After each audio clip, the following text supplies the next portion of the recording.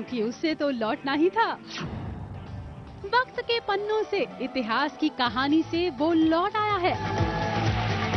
तो क्या हुआ अगर वो 1 साल पहले हम सबको छोड़कर चला गया था? तो क्या हुआ अगर वो फाइनल बाय बाय कह के रफू चक्कर हो गया था? अपने पुराने प्यार के पास तो उसे लौटना ही पड़ा। अपना पुराना वादा उसे निभाना ही पड़ा। लो जी, अरमान वापस लौट आया है। सही सुना आपने, अरमान लौट आया है। अभय नहीं बल्कि अरमान लौट आया है। अरमान। बर्फ में खुद को चुनवा चुका, पत्तियों में खुद को गुमा चुका, सबकी यादों में रहने वाला अरमान लौट आया है। अपनी पुरानी रिधमा के लिए लौट आया है। वो दोबारा जिंदा हो गया। संजीवनी बूटी शायद इतनी काम आई कि दिल तो फिर मिलने ही थे। इश्क लेता है कैसे इम्तिहान, इश्क में जीऊं, इश्क में मरूं, इश्क ही मेरा भगवान। कंफ्यूजन। हमें पता है कि आपके कान थोड़े फ्यूज हो गए होंगे और मन में चल रहा होगा यही सवाल कि भाई हम अरमान रिधिमा की बात क्यों करने लगे।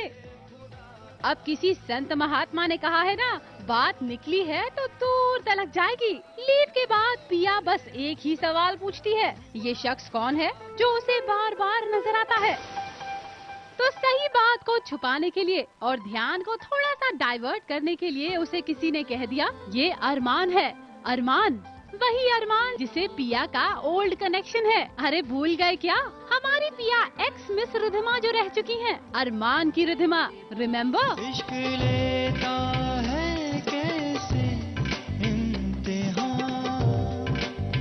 कुछ इस तरह से इतिहास के पन्नों से अरमान वापस लौट ही आया। पिया अब अभय को अरमान के नाम से जानती है और शायद जब उसे दोबारा मिलेगी तो जुबान पर भी वही नाम होगा जिसे वो अपने पुराने प्रेमी को बुलाया करती थी। अरमान अरमान अरमान। इश्क भी न जाने कैसे कैसे इम्तिहान लेता है। अरमान लौटा भी तो ऐसे।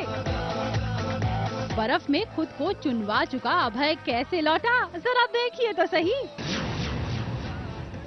अब बर्फ का सीन करने के लिए बर्फ में बार बार कौन जाएगा? तो बस टेबल पर व्हाइट पेंट पोत दिया गया और आपको और हम सबको यकीन करवा दिया गया कि ये बर्फ ही है। और अगर अब भी आप सबको यकीन नहीं हो रहा तो पत्ते किस दिन काम आएंगे?